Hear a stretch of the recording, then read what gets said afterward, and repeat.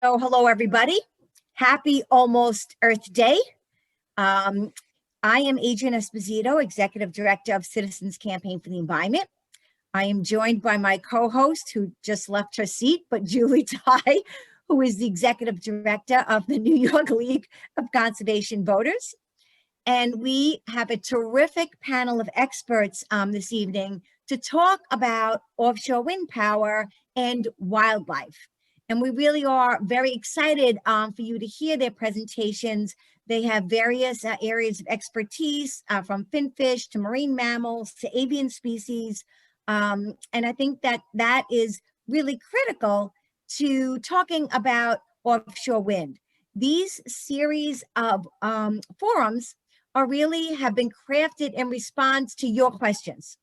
So CCE, as you know, is a statewide, bi-state environmental organization, and we get a lot of questions from the public and a lot of engagement from our members. So we always want to be available and answer your questions with the most science-based, fact-based information as possible. And that's what today's forum is all about. And we sought out these experts from around the globe, and here they are today. So we're going to start out with giving you just a quick update on offshore wind and where is that in New York State. And funny you should ask, because Julie Ty is going to give us that update. And as I said, Julie is the co-host of the event tonight, and she is with the New York League of Conservation Voters. Julie? Hi, thank you for that introduction, Adrienne. And yes, we're very happy to be working very closely with Adrienne and the entire Windworks Long Island Coalition to advance responsible offshore wind efforts. And it's very fitting that we're doing this here on Earth Week. Now, for Adrienne and I, every week is Earth Week.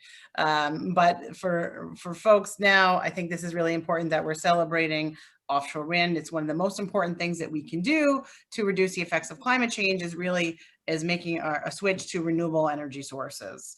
We know that wind energy can power thousands of homes across New York, contribute to our economic recovery, create green jobs, support our communities, and slash pollution, all while keeping marine life safe if done properly. We know that offshore wind is making Long Island already a leader in green power. In 2019, New York committed to bringing 9,000 megawatts of offshore wind into our state by 2035, which means we have a lot of work to do in a short period of time. I do have a few slides sort of on where we are in that system. There is a present button. There we go.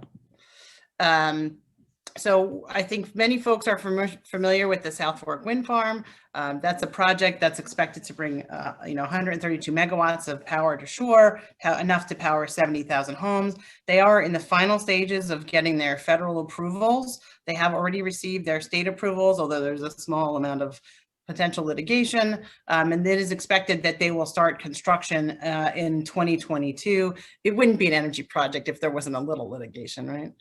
Then the next project that we have going on is Sunrise, which is also by Ørsted and Eversource. That's a project that's going to be 880 megawatts. It's going to power 500,000 homes. It's expected to come online around 2024. They are in the preliminary stages of their permitting. And we know that sort of these first projects will help us come along, and they are followed closely by Empire Wind, which is by Equinor, which is going to be 816 megawatts, another 500,000 homes, same timeline, preliminarily in the permitting process. And then Empire Wind 2 is another 1,260 megawatts, expected to power almost 700,000 homes. This will be post 2024. It's very early in the process. This was just awarded in January. Similarly, Beacon Wind, which is about, again, another 1,230 megawatts, another 700,000 homes. It's expected to be permitted, later on. These projects, again, were just awarded in January, so they're a little further behind. All combined, and I will stop sharing my screen, these 5 projects will generate almost 4.3 gigawatts of clean electricity, providing more than 6,800 good paying jobs and economic activity over $12 billion. So there's a lot of projects that have already been approved and have contracts with the state, but they have a lot of permitting work to go into them. And they have a lot of work to do to make sure that what they do is protective of our habitats and wildlife. At the federal level, President Biden announced earlier this year a very comprehensive plan to jumpstart the offshore wind industry in the United States. The plan is really focused on supporting not just the development of the projects, but the supply chains to that and creating good jobs to go along with it. That includes a goal of 30 gigawatts of offshore wind by 2030, creating 80,000 jobs, and they have a proposed multi-agency program to support the timely, environmentally sound development of this emerging industry. We know here more locally, the administration is advancing new wind energy areas. Those are the places where companies will lease to propose plans like the projects we've just seen. And they are actually going through a comment period right now. It's in the New York Bight, which is between New York and New Jersey. And that is something that we can comment on through April 28th. They have taken off the table for sales right now these places near the Hamptons called Fairways North and South. I'm sorry, I don't have a map in my presentation, but there is one available on BOEM's website that can show you where those projects are. But this is sort of the big picture on where we are as far as offshore wind goes, and we want to make sure that we are getting wind energy in a way that minimizes impacts to wildlife, because I think we believe that offshore wind can be developed in a way that is working in concert with our marine economy, which we know is really important in Long Island. So I think with that, I will turn it back to you, Adrienne. Thank you. Okay, so by far, as an environmental group, the biggest questions we get about offshore wind have to do about what about whales, what about dolphins, what about fish, and what about birds? And on one hand, it's very reassuring to know that everybody has our marine species near and dear to your heart. So we want to be able to answer those questions, right? Because we want to do responsible siting of offshore wind. So in order to answer those questions, we have our 3 panelists here, and I'm going to introduce them one at a time. But the first speaker we have is Dr. Howard Rosenbaum. Howard is actually the director of Ocean's Giants program. He's the senior conservation scientist with and global conservation for Wildlife Conservation Society. And basically what all that means is that Howard is an expert in marine mammals, particularly whales, and has done a great deal of research on this species and the coexistence of offshore wind and whales. So Howard, we're happy to have you join us, and thank you so much for being part of this panel this evening. Yeah, thank you, Adrienne and Julie, and it's a real pleasure to be part of the panel, and a great pleasure to be speaking to your membership.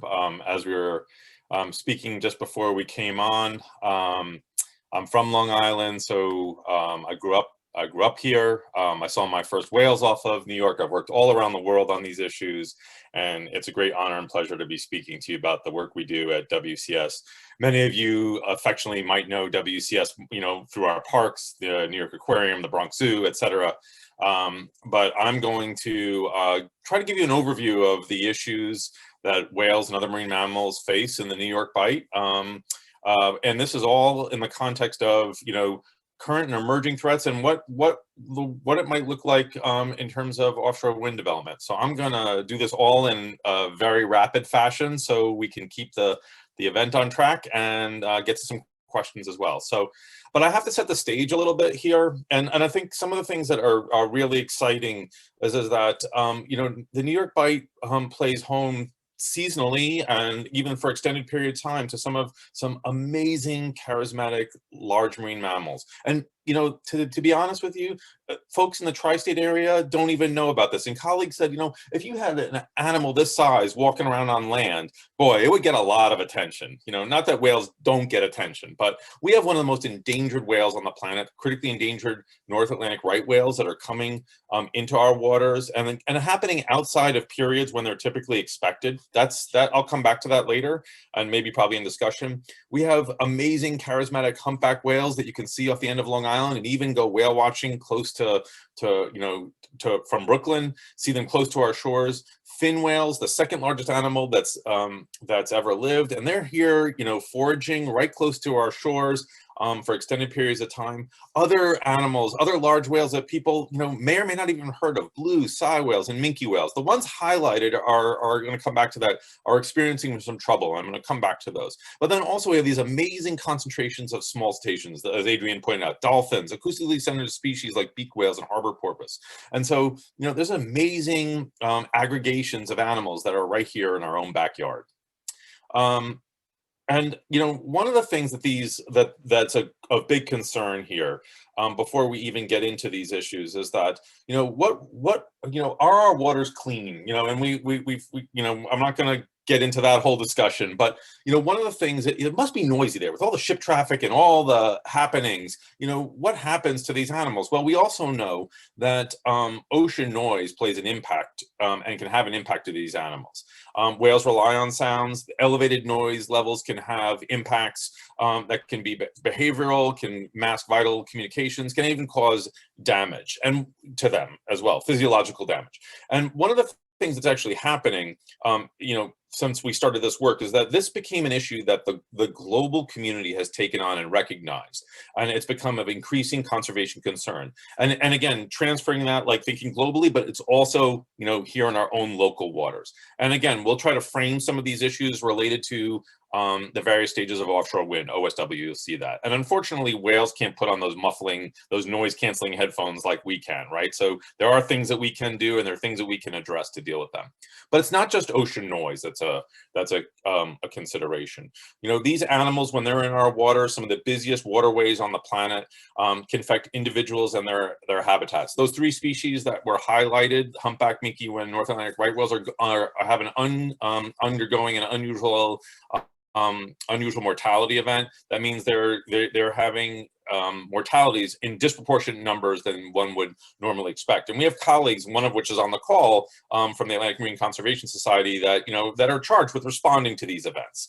And one of the things that we actually see is that there is you know, at least for right whales and for humpback whales, that there's evidence of human interaction, ship strikes, entanglements. And again, you see some of those shown in the figures, but we also, and on the bottom ones, we also have issues around noise, seismic surveys. Again, that was something that's related to oil and gas development. And again, fortunately, that under this administration doesn't seem like it's going to happen. Shipping issues produce noise, pile driving from offshore wind. And again, this is, you know, what role in the context will noise, you know, in an already theoretically, you know, actually in practice, noisy environment, what will that contribution of offshore wind development play? And again, our colleagues at NYSERDA, one of which is on the call, are beginning to address these issues in terms of what we frame as cumulative impacts. And again, we'll probably come back to some of that in the discussion, I hope.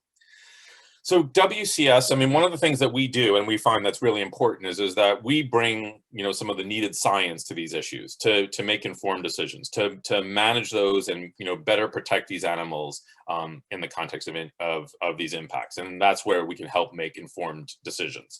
And so, again, some of these just show some of our surveys where we cite large whales, some of the nice pictures, but rather than just show, let me take us back into the, into what we're doing related to offshore, and related to some of the aspects related to offshore. And that gives you a sense of what it's like on the water, and wanted to bring some of that to life with the video.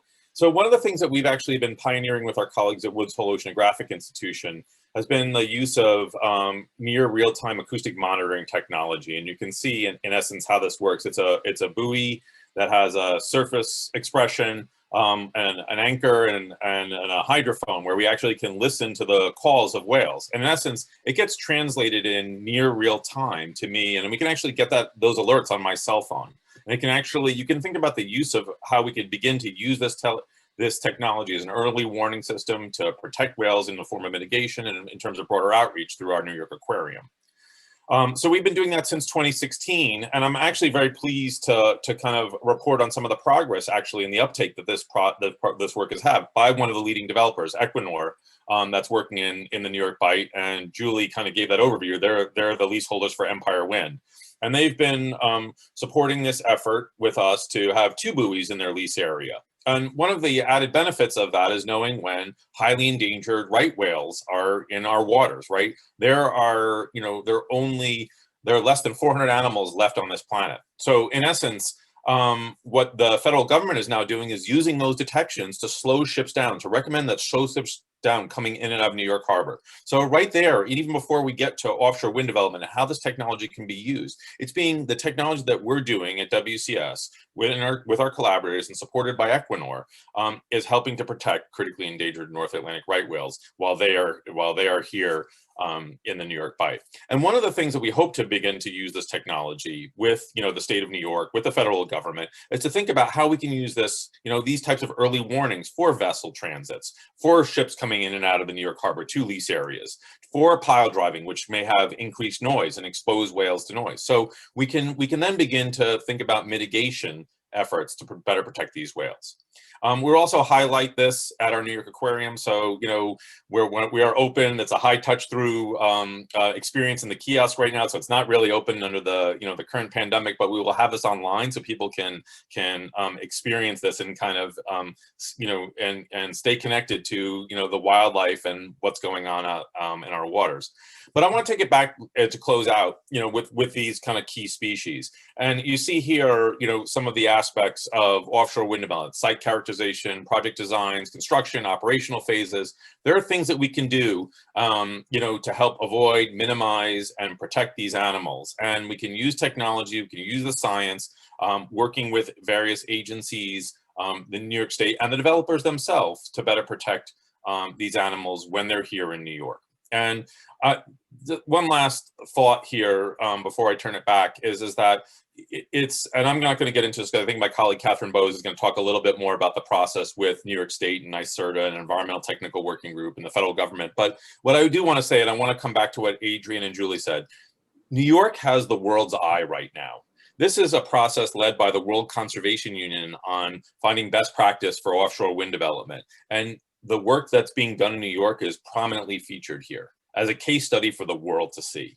So, so when we kind of talk about what's happening in New York and how to set a great example, it's actually in process and it's happening. So thanks, and I'll turn it back to everybody else, and we can come back to some of these things in discussion. Thank you.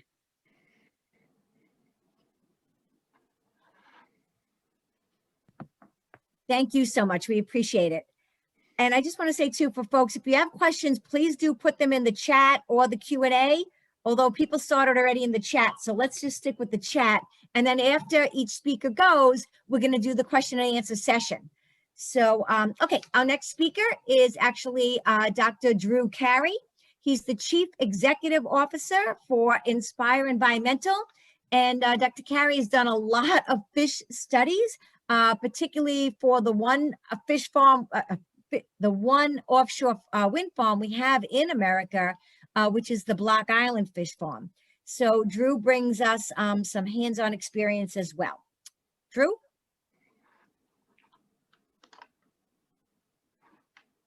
All right, thank you, Adrian. I'm just going to dive in here.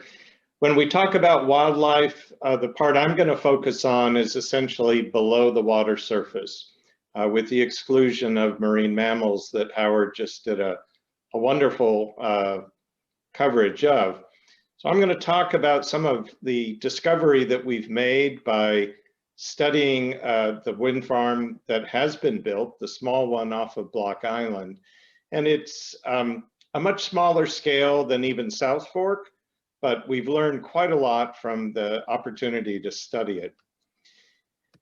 The thing that we've learned, not just from here, but from Europe, is that as soon as you put a structure in the water of any kind, really, it creates a change. It introduced new habitat into the water. Now, I've put a link down there for our website. We have a few news items. You can download some reports. This in particular was based on a lot of European work.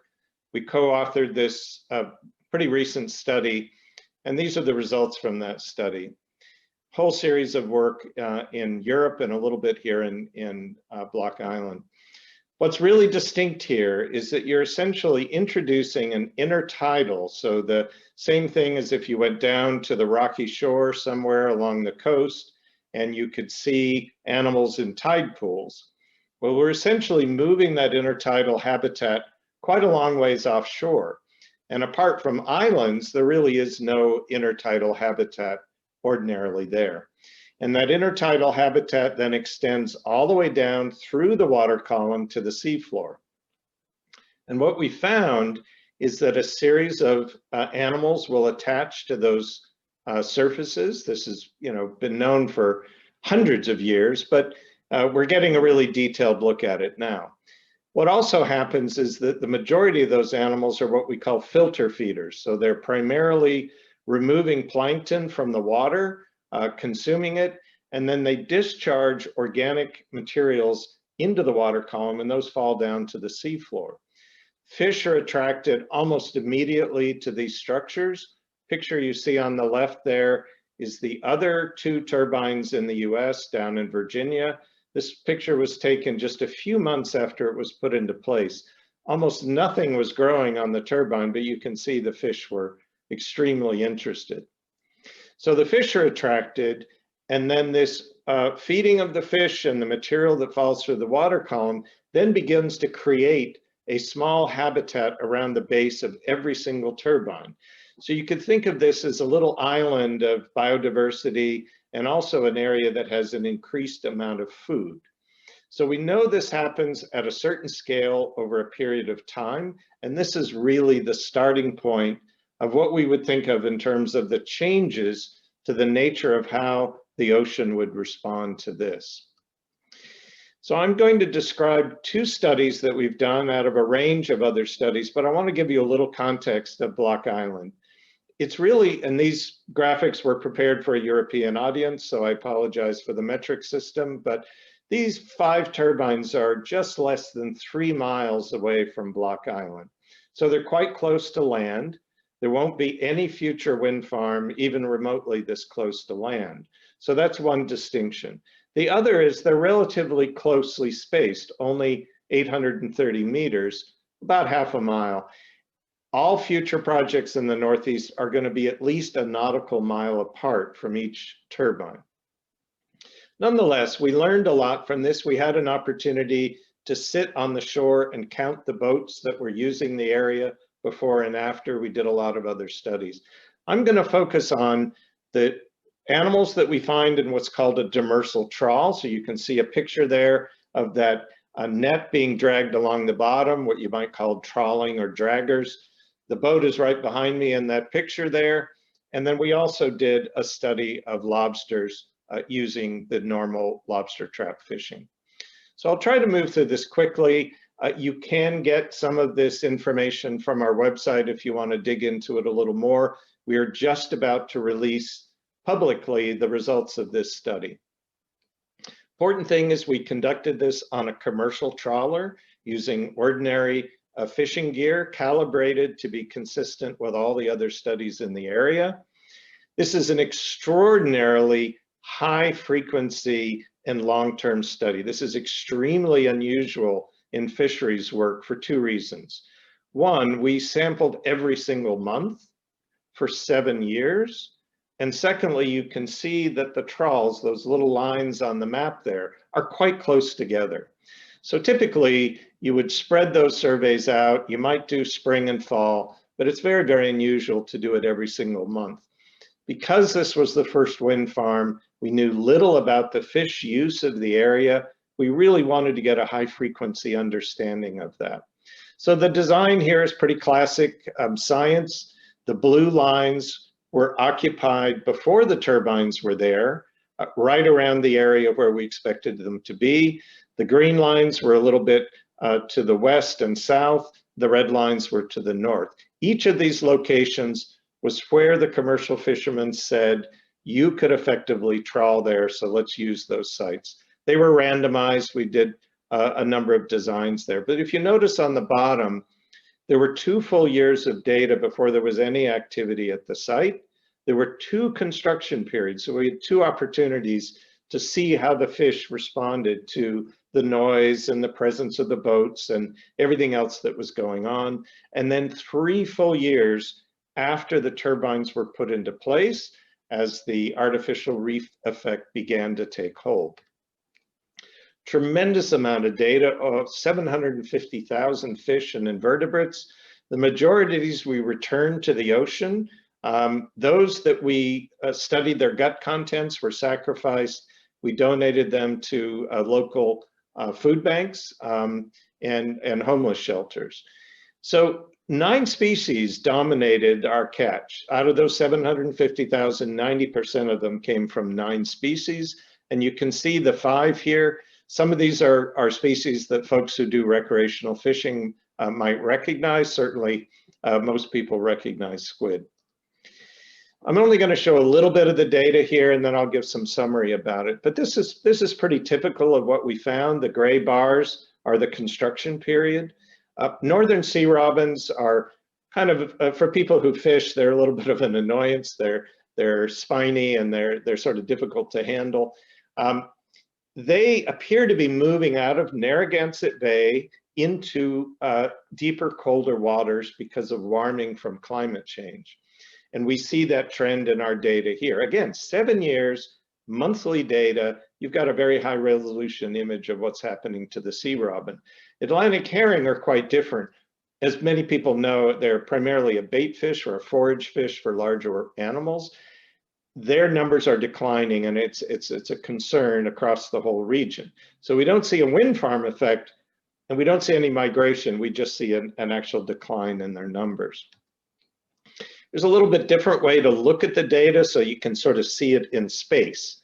Now, black sea bass are attracted to structure. They just like rocks and reefs and any kind of a structure. They migrate in and out of Rhode Island Sound through the year. But what we found is that the 2 circles here represent the 2 years before construction and then the 3 years after. We're not looking at installation with this data here. More than 1,200% increase of the black sea bass right at the turbines themselves, a little bit of a drop at one of the reference areas and a fairly good increase at the other. Interestingly, the south reference area has more rocks in it, so we're not entirely sure why they declined there. They probably moved to the turbines. Blue mussels, of course, dominate that artificial reef effect in our waters. We found no blue mussels in any of our trawl data before the turbines were put into place. So we know that they came in because of the introduction of that intertidal region, and then they actually spread to that rocky reference area over there, what we call Ref South. So we know that that caused what we call a spillover effect. The artificial reef essentially allows some animals to spread a little bit further than that.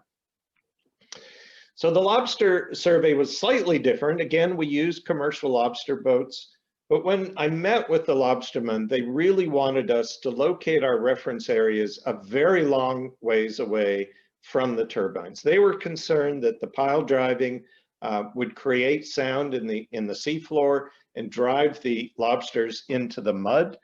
And so those 2 locations you see on the upper right, what we call far field, are actually the high density fishing area for lobstermen in this part of the world. So they wanted us to essentially record their catch. Again, it's consistent with other regional studies. In this case, we're only doing it for 6 months during the period when the lobsters are most abundant. And again, 2 years, the 2 construction years, and 3 afterwards. Again, a tremendous number of lobsters, almost 45,000 lobsters. So this gives you a lot of data.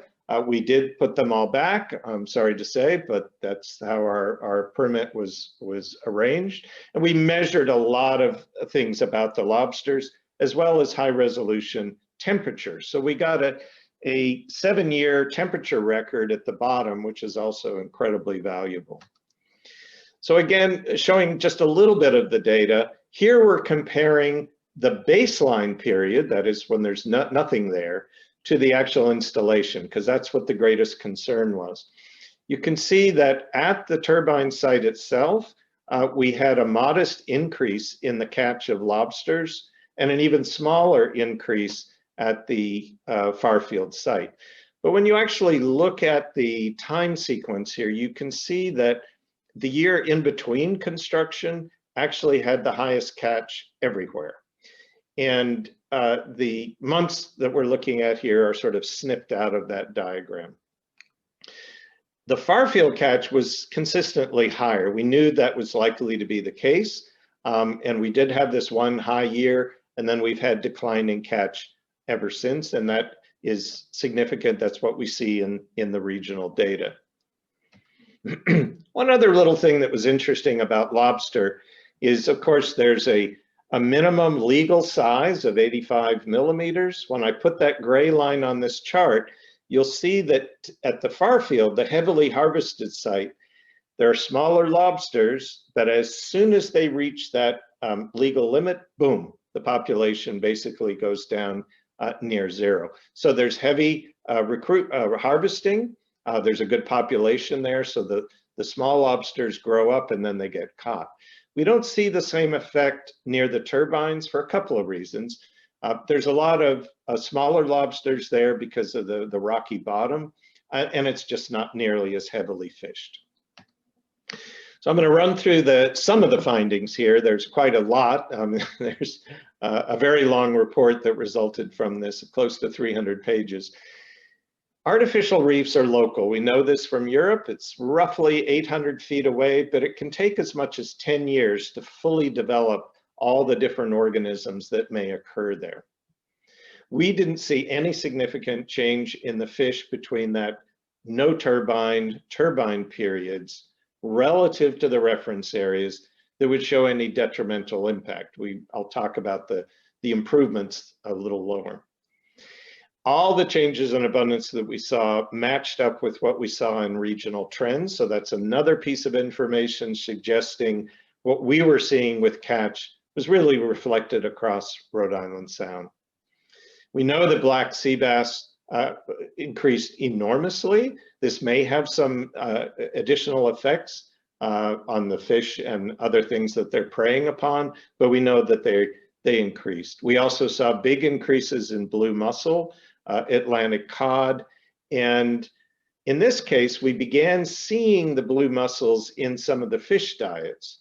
We did a very extensive study of fish diet, and we really didn't see any strong effect relative to the wind farm. It's a little surprising in that there's this artificial reef effect. So we do see the mussels in some diets, but we don't see an overall significant effect in the fitness or the change of any of the animals. A couple of things we took away from this is, we feel very, very strongly that any study design has to include the fishing community, whether it's recreational fishermen or commercial fishermen, but you also have to have viable scientific data. One of the most difficult things about these kinds of studies is to determine what is an ecologically meaningful difference. We don't really have a standard for fish or lobster. It's really up to the community, the regulators, the scientists, the communities affected, the communities of fishermen, to really weigh in on what a meaningful change would be. We also know from other studies that each wind farm is likely to need a slightly different design. The design for South Fork is quite a bit different from this because you can't trawl at South Fork, it's too rocky. We also learned you got to be very flexible about timing because it turned out there were 2 construction periods, and so we had to stretch out our study design quite a bit. And in general, doing what we're doing tonight, which is engage, pass along the data, talk about the designs before you actually put them into place is quite important. I think it's important to communicate that small changes may not be that meaningful because the following year it could change in the opposite direction. What we know is that fish and large mobile invertebrates like lobster have very, very high natural variability. So unless you do a massive study, which has detrimental effects because you're basically overfishing, then you have to sort of accept that you're only going to find quite large changes. These subtle changes are difficult to pull out because of all that variation. We think it's absolutely critical that we have access to regional data to be able to interpret what's happening on the local level. So again, there are a lot of folks working to try to leverage regional funding and cooperation that would help to tie all these different studies together. So thank you. I'm going to turn it back to Adrian. Okay, great. Thank you so much, Drew. We appreciate that. It was extremely informative. And this is probably the most comprehensive information we have on fish and lobster studies in America regarding wind farms. So thank you. Last and absolutely not least, we have Catherine Bowes. Catherine and I have worked together actually almost 2 decades now. Catherine is an expert actually on offshore wind energy and is the program director for offshore wind energy for the National Wildlife Federation, a national well-respected organization whose sole mission is to protect wildlife. Catherine? Thank you, Adrian. And thank you so much to CCE and New York LCV for hosting this forum. And especially thank you to everyone listening and supporting this incredible coalition work over many, many years to position New York for where we are today here in seizing the incredible opportunity of offshore wind. So as Adrian says, yes, I'm Catherine with National Wildlife Federation. We are a national conservation organization that, as Adrian said, is focused on protecting wildlife. And we know that climate change is the single greatest threat facing wildlife here in the oceans, across New York, across the globe. We know that we have got to stand up large scale sources of clean energy to address this urgent threat. And that is certainly what brings and what brought us to starting to work on offshore wind power about 10 years ago now. We launched our offshore wind program, and this opening slide here really captures why we did that. Again, climate change driving us to seek solutions that can match the scale of the crisis facing wildlife and us, but also recognizing that offshore wind energy, while it holds incredible potential, we are talking about the development of major energy infrastructure in our oceans and bringing that power onshore through our sensitive coastal zones. And so there's so much to think about of wildlife to protect from all the pollution that results from dirty energy sources. There's also a lot to do to ensure that we protect our wildlife as we build this critical climate solution. And that's what National Wildlife Federation has been working on so hard for these last 10 years, pushing for the responsible development of offshore wind. And to us, that means offshore wind energy development that protects and benefits both people and wildlife. And that's really our guiding context for our work. And I will say, we've accomplished a lot in 10 years. And I have to say that as we first started working on this, certainly in thinking about New York, Adrian was, of course, our first phone call. And at that point, 10 years ago, she'd been at it for a while. So, it's been a long time coming. And it was really exciting to see Julie walk through all the projects that New York State has selected and the degree to which New York is really coming out with incredible leadership here to bring offshore wind into the state's energy mix. But as we know, there's so much that needs to get right. So I'm gonna move through my slides here. Oh dear, I think I am. Let's see. Is that shifting for you? That slide, no? Oh dear. Hold on. Oh, there it is. Sorry, I'm in screen share. Okay. As Julie mentioned, I just had to, I have a slide here just on the incredible new day we find ourselves in for offshore wind. With the just last month announcement of cross-department commitment from the Biden-Harris administration to advance offshore wind, and particular, but not just advance offshore wind, advance it in a coordinated whole of government approach focused on not only meeting an aggressive offshore wind goal of 30 gigawatts of power, but doing it while protecting biodiversity, promoting other uses of the ocean, and of course, creating jobs. When that announcement came out, as was also mentioned, the administration also advanced some stalled leasing and permitting actions, including looking at some new leased areas in the New York Bight, as was mentioned earlier, and also getting a project moving through the NEPA process down in New Jersey, so off the coast of New Jersey. So exciting to see the Biden administration come out strong, and in particular with this cross-department approach, recognizing that it's not just about building the energy, it's about getting it right in all these ways, and the departments of Interior and Energy and Commerce and Transportation all have a role to play. So just the fact that it was a coordinated announcement sent a really strong signal to many of us watching closely that there's a recognition of how much is involved in really ensuring that it gets done right. So what does that mean? This is a question I get all the time. I talk a lot about the importance of developing offshore wind responsibly, but what does it mean? And I liked actually the slide that Howard had up earlier, and you'd think maybe we've had a few conversations about this because it's really the same concept, recognizing that at every stage of development, there's a need and an opportunity to advance a mitigation hierarchy. So using strong scientific integrity, best available science, and comprehensive expert and stakeholder input each step of the development process, making good decisions along the way to ensure that natural resources are protected.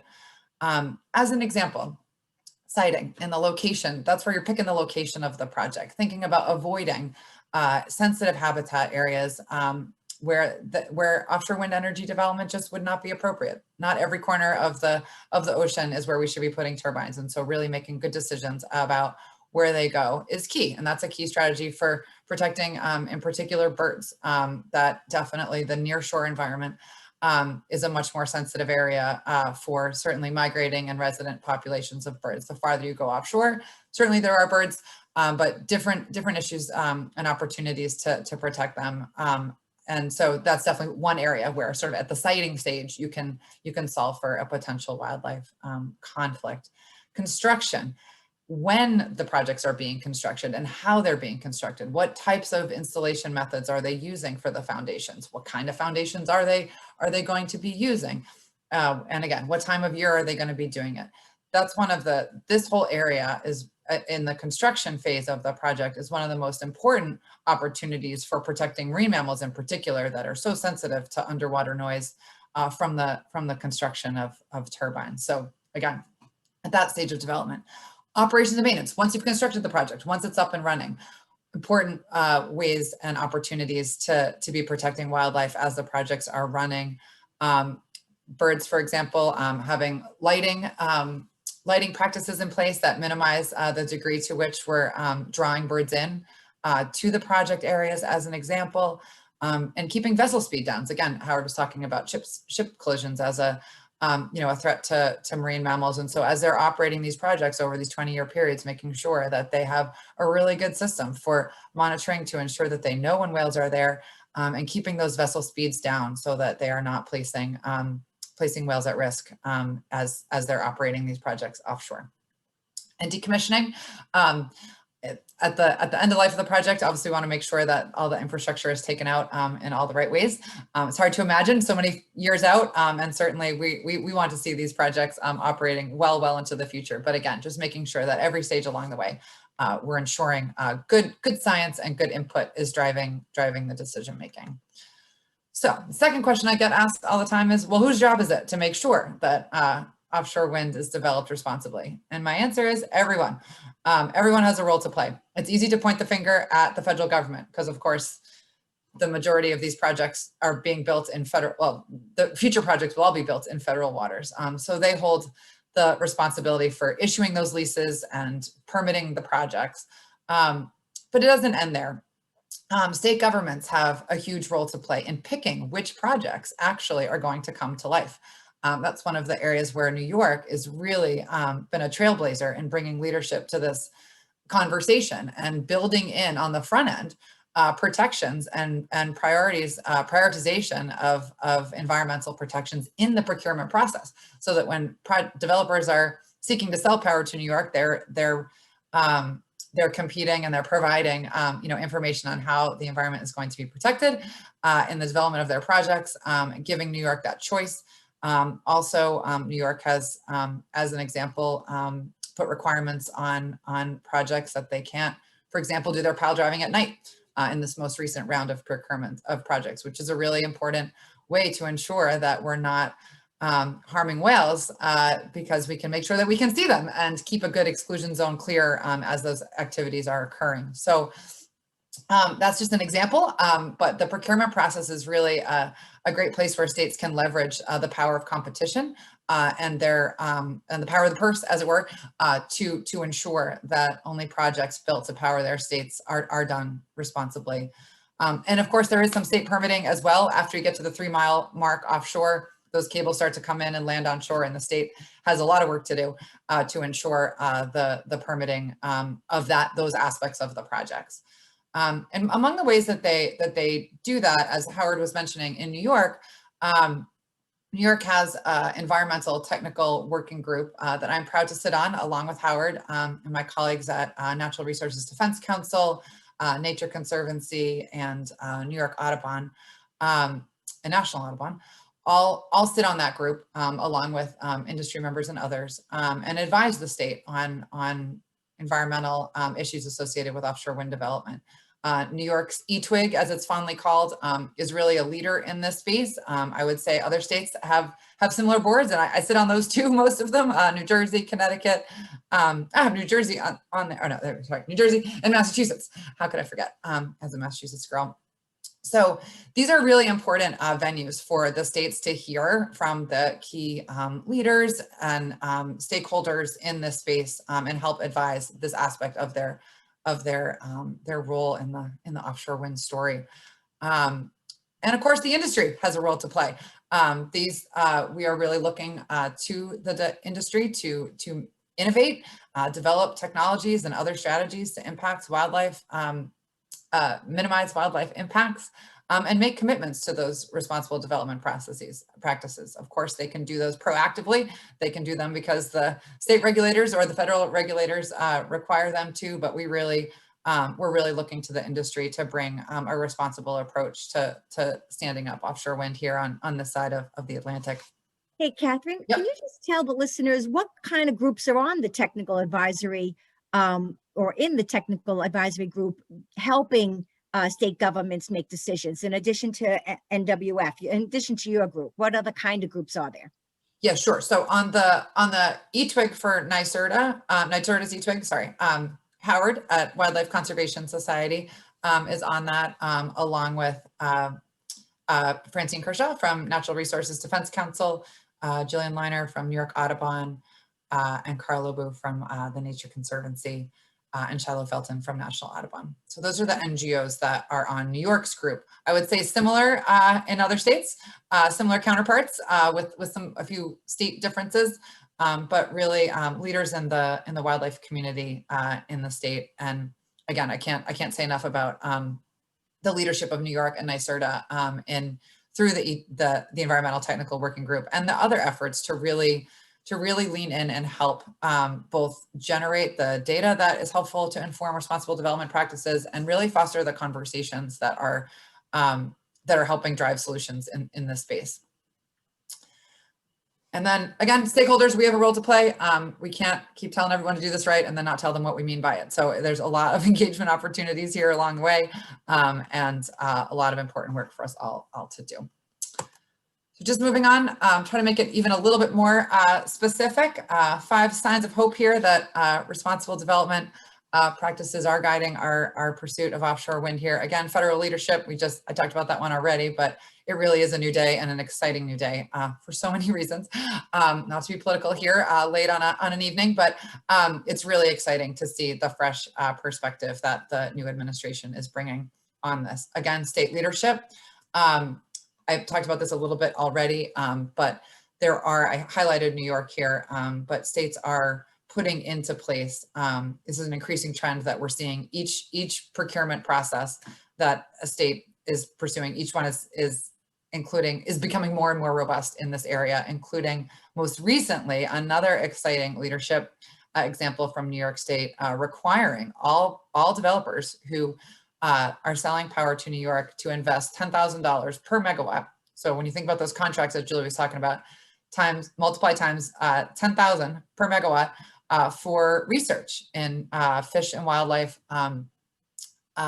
potential, interactions with offshore wind and minimizing impact. So that was a huge precedent that New York set, and other states have followed suit. New Jersey, shortly thereafter, required it of their projects. So combined right now, that's about $50 million of research, and that's a number that's growing as hopefully other states follow suit, and of course as those states continue to issue their procurements. So state leadership here is one of the really exciting signs of hope. Collaboration is another sign of hope. I think there is a really exciting effort by government and industry and NGOs like myself and others to stand up a regional wildlife science entity, which would corral both state, federal, and private research dollars into a fund that could then prioritize the kind of regional scale research that we need to really answer some of these questions to help us inform how to minimize impacts to wildlife as we go. So that's an exciting new effort. You'll hear more about that. It's just in development. And then on the industry side, we have seen developers make proactive commitments to pursue right whale protection strategies. In particular, as Howard was mentioning, the right whale is a species in severe conservation crisis, and one that needs to be very closely protected as we do this. So that's one exciting area. Another one, Equinor, as Julie mentioned, one of the projects that New York has selected, Empire Wind, will be using quiet foundations. They will not be pile driving at all. They will be producing giant towers of concrete and sinking them down to the seafloor very quietly. So that's pretty exciting and an exciting trend. I think we'd love to see future opportunities for technology like this that can take really a significant risk right off the table. And then lastly, Ørsted, developers building a project for New Jersey, down off the New Jersey shore.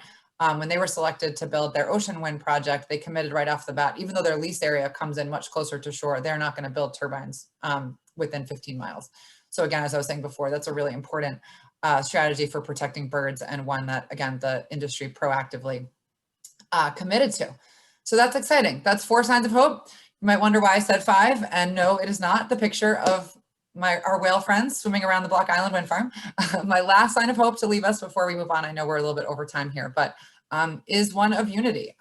As some may have seen, many on the coalition may have seen, just earlier this month, a statement was signed by over 100 and counting. We will be back. We are going to build this list out because it was so exciting. Offshore wind industry leaders, conservation leaders, labor groups, environmental justice, and community leaders, like many who I know are on this meeting, Zoom, whatever, signed on to this statement that had, in supporting the announcements by the Biden administration, but supporting it in a way that underscored that not only do we support offshore wind, but we support doing it right, and we know it can be done right. And I bolded my favorite sentence because I want to make sure folks realize that, again, well, there's a lot ahead to make sure that these projects really live up to the potential that and to the standard that National Wildlife Federation and our many partners have for them. There's a lot ahead, but statements like this, every single current leaseholder on the East Coast signed on to these words. And even some aspiring developers who we know will be bidding in that next auction also signed on. So again, these are words for all of us collectively to hold them to in the many processes ahead. But these are the kinds of statements that really give me hope that we're moving in the right direction.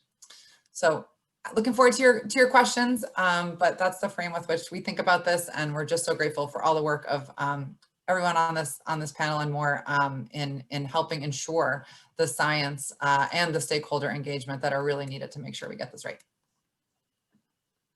Thank you so much. Appreciate it. All right, we're just going to take a couple of questions in rapid fire. So I'm telling the panelists, rapid fire answers. Okay. And this one actually might be for you, Julie. Why wind in the New York Bight if whales are known to be there? I think that we need to be looking at there are opportunities, as you've seen from your last picture we just saw, that whales can still coexist with the wind turbines, and it's actually one of the only ways we can bring clean energy into our really dense urban areas is by having offshore wind. Right? We don't have room here in New York City to do the amount of energy that we need within. On land, and there are a lot of threats associated with climate change for our wildlife as well. So I think we need to be looking at how we can do these things in a way that coexists. Thank you. I don't know if anyone else has anything to contribute to that. No, I mean, we have to put the wind farms where we need the energy. So New York City is a big draw. It's a big load area. And so the challenge is to be able to protect whales, which everyone on this panel is committed to doing and spent a lifetime, frankly, doing it, and be able to provide clean energy. Okay, I'm moving on.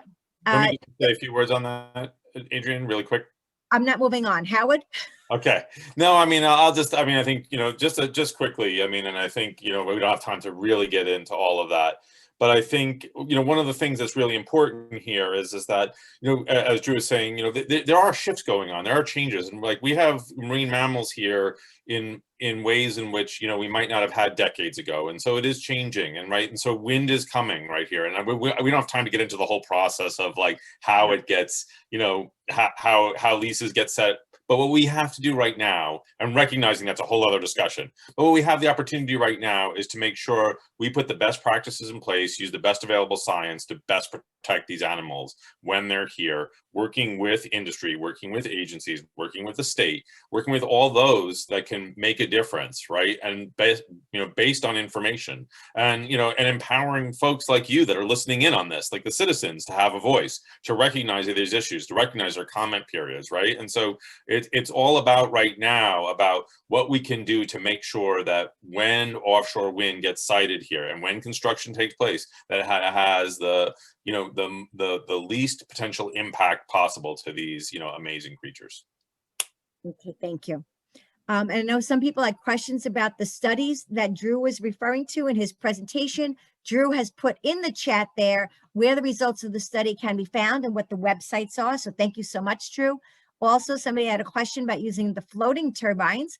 Drew also put in the chat here a very good answer to that they will be using floating turbines, particularly in very deep water areas. They're kind of expensive now, but like anything else, the more they get developed, the less expensive they will be.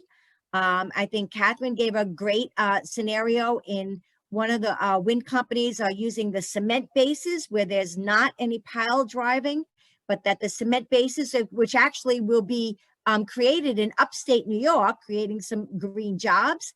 Then they're going to be floated down the Hudson River, and then they will be gently and quietly, I don't know how gently it's going to be, I just said that, but they will be put on the ocean floor to secure the turbines. And that is clearly much more preferable than pile driving. So you can see though from this is that as we look at this, more answers come to us, more innovative technology is being used and deployed.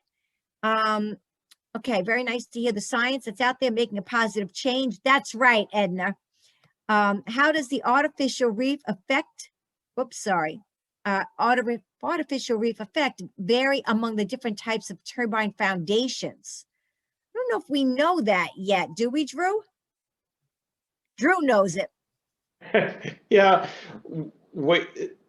First of all, apart from the gravity bases, the majority of the projects on the plate right now will have monopiles. Block Island is unusual because the water is relatively shallow. You can't really use a jacket in deeper water. They do have the most growth because there's all those little pieces in there, and a study has been done on that. The only gravity bases so far are a handful of them in European waters. In that context, they didn't have as much growth. I think it's largely because of the material used for the gravity base. But nonetheless, it still has an artificial reef effect. The fish still gather around it. Really, you have to engineer the structure to withstand the conditions. You can't have it falling over in a windstorm. So you have to start with the engineering constraints and then optimize it for the water depth, the bottom type. And, I don't think there's a major difference in the artificial reef effect. Okay, thank you. Just a few more quick ones. Someone is asking how the energy it says from farm to land, but I think you mean from the ocean to the land. And that is through cable connections. So cables will go a couple of feet under the ocean surface, I'm sorry, on the bottom, but then they'll be dug in a couple of feet on the bottom, and then they will come up on land. Most of them so far will be using directional drilling to be able to make every attempt to avoid wetland areas. And then they have to come up somewhere and different locations for different wind proposals, and they'll have to connect to a substation. So that's one of the challenges, is to put these wind farms in an area where there can be a cable connection to a substation. It's much like plugging it in with a very, very long extension cord and a much more expensive extension cord. Last, we'll take Stephen's, two other last questions. Stephen wants to know, would complex bases for the wind turbines act better as artificial reefs? True? Sorry, could you repeat that? Would complex bases for wind turbines act better as artificial reefs?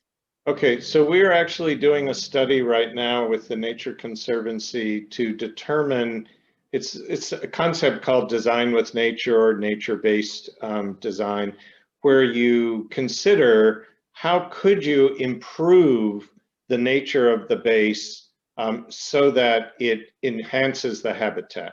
Now that could be holes, it could be the material. There are a variety of, people have probably heard of reef balls. We've made reefs out of subway cars and all sorts of things. So there's a lot of work that's been done on it.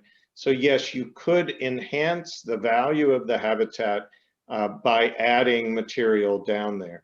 It's not likely that that would be designed into the structure, because the cost of actually constructing these things is enormous, and you have to make multiple, versions of them. So you have to get into a design and fabrication process that is efficient as possible, and it's probably easier to add things afterwards if there is some demonstrated need for that. Okay, thank you. That's very helpful. There's a question, how do local marine and utility companies get involved for subcontracts? I do not know the answer to that, although this one is addressed to me. Julie, do you know, or anybody else? Drew is shaking his head yes. He's like the answer man. Every state has set up a supply chain. So what we call supply chain is basically any service that is needed to get the industry in place. And basically, Block Island had to make it up, and there's nothing in place. So the supply chain is one of the biggest things that's happening right now. Every single state has a registry. If you go to their development office, they will have a registry for supply chain. Whatever business you are, it could be a boat, it could be providing meals, whatever it is, you register with the supply chain registry. There's also an organization called the Business Network for Offshore Wind. They have a supply chain registry. So there's quite a few of them out there. I think in New York, that would be done by the New York State Energy Research and Development Authority, or NYSERDA.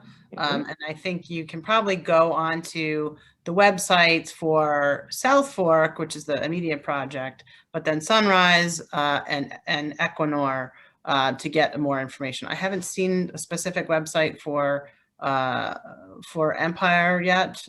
Beacon is actually off of Massachusetts, but they're all becoming. They're a little farther behind there. Eric, who asked that question, if you send me an email, I can send you the email address for a person at NYSERDA who could maybe answer you directly too. And Catherine put it in the chat. Oh, and Catherine already took care of that because she put it in the chat. All right, this is the very last question, then we're going to let people go. It says, I know that Catherine addressed stakeholders and community engagement. Are there formal places for community representatives, and do the benefits extend across social economic divides? Catherine? Ooh, there's a lot to that question. Formal places for community representatives. I would say that it's interesting. I had on it's everyone's job to help advance responsible development, and I had stakeholder outreach on a number of people's lists, because I don't think it really is any one. I think NYSERDA and the states need to be doing outreach. I think that the federal government through their permitting process has also has a role, and the developers should be also doing it themselves. So there's sort of no one place. And I feel like without a little bit more specifics about which issue you're interested in, I'm not totally sure to give you a more detailed answer. But the one, in terms of the benefits extending across socioeconomic divides, I think that's a really important question. And it's one that I know a lot of us are thinking a lot about as this industry moves from, you know, a demo project to the scale that it really can be. And I think that I think this is a good question for the states and for their procurement processes and what kind of criteria they build in for providing, for ensuring that project bids are providing, among the packages that they're offering to the state, is benefits and opportunities to extend across socioeconomic ranges. So there's a lot to that question. It's definitely beyond wildlife, and it's certainly beyond, I think, any one of the individual decision makers here, and it kind of lands on everyone. And let me just add one point. Oh, I was going to add one point there, if it's okay. I mean, it's clearly on you know, a lot of people's minds, ranging from the agencies to developers to our own and you know, I think and as Catherine said, it's probably, you know, NYSERDA, there's all sorts of efforts, you know, with in the supply chain, et cetera, the whole works. But I do think there are opportunities, you know, all along the development of offshore wind, and, you know, through Wildlife Conservation Society, our organization in the New York Aquarium, we take every opportunity when there is an opportunity to you know, make sure that, you know, these types of opportunities for you know, for various socioeconomic backgrounds, you know, to be available, whether it's employment, whether it's engagement, you know, to try to make sure that's flagged when we provide, and our, you know, Catherine, you know, does this, and with all of our colleagues here as well, to make sure we flag those in our comment letters as well. So I'm just saying, it's like, it doesn't exist in one place, but when we have a chance to weigh in for the NGOs that we work through, we try to weigh in on these points. And I think you as citizens have the chance to do that as well. I don't know that there's a one-stop shop, but it's you know, in essence, there are multiple opportunities. And I'm sorry, Julie, if I cut you off, I did not mean to do that. So. I know I hit mute twice. I hit the button twice. I was going to say exactly that. You know, all of these projects are required to make information available to the public about when they have comment periods that are available for the various permitting process. And BOEM has a pretty nice website that shows sort of where each project is, if you want to weigh in on projects. And again, as I mentioned at the beginning, if you want to weigh in, for example, right now on the new wind energy areas that they've proposed, BOEM has a public comment period right now. So there are definitely various public comment periods, and I can assure you that Adrian, his organization, Citizens Campaign for the Environment, and NYLCV will continue to provide forums like these on issues that are of importance, and to make sure that the companies are coming and talking to the public about their projects so that people can be better informed. And we try to do that in a way that is, you know, not in techno speak. Okay, so we're going to end it there. It's already 8:15. I really want to thank all of our panelists, Drew, Howard, Catherine. You guys were terrific. I appreciate it so much. The co-host, of course, Julie Tai. Please check out the website of longislandwindworks.org. We're going to be putting all of Drew's information on there. We're going to be putting Howard and Catherine's presentation on there as well, and it'll be a great resource to update you. So thank you again. We appreciate all these great comments. Mariah just put windworkslongisland.org in the chat. So thank you, Mariah. And thank you everyone for joining us and for learning more about wind power. So we're looking forward to a cleaner, healthier, safer future and transitioning away from fossil fuels. Thank you. Have a good night, everybody. Thank you. Thank Bye. you.